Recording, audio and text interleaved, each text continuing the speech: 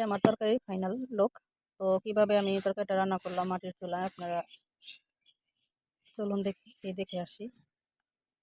আসসালামু আলাইকুম। আজকে একটা ব্লগ নিয়ে আসলাম রান্নার। তো আজকে আমি একটা শুটকি দিয়ে রেসিপি রান্না করবো, শীতের সবজি।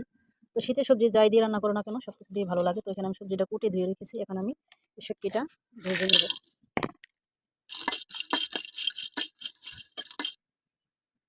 তো আমার শুটকিটা ভাজা হয়ে গেছে, এখন আমি তেলটা চুলায় দিয়ে কড়াইতে দিয়ে দিচ্ছি। এখন আমি মরিচ দিয়ে দিচ্ছি 10।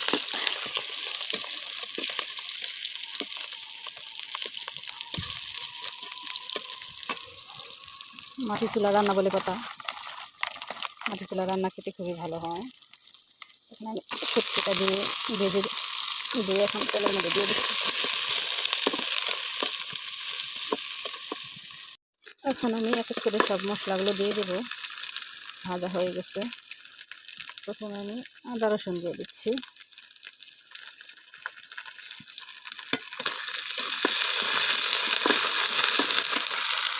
তারপর একটু পানি দিয়ে দিচ্ছি।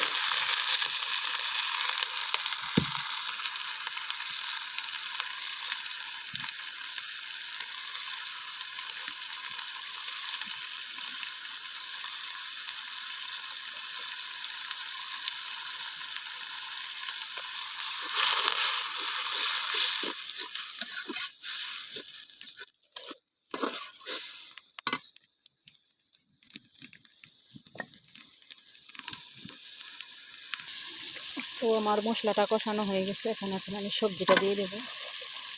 সবজি দিয়ে ভালো করে কষিয়ে নেব।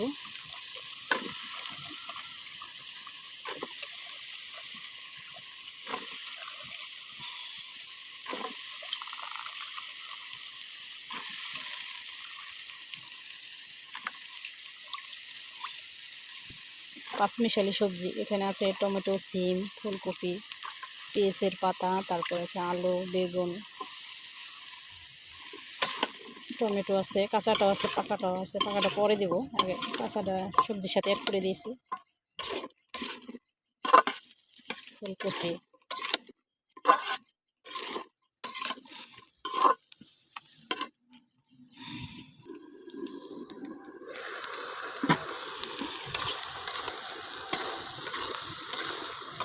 তরকারিটা এখন ভালো করে কষিয়ে নিচ্ছি।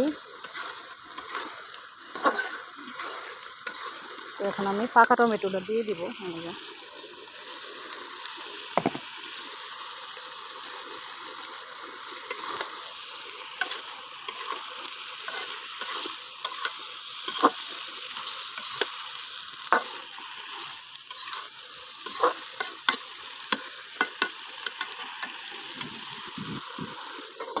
ভালো করে কষিয়ে হালকা পরিমাণে একটু ঝোল দিয়ে দেব।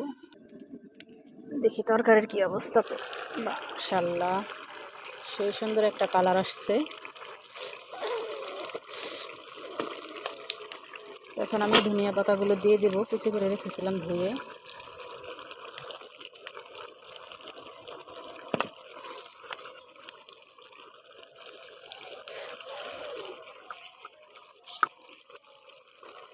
এখন আমি ডেকে দেবো।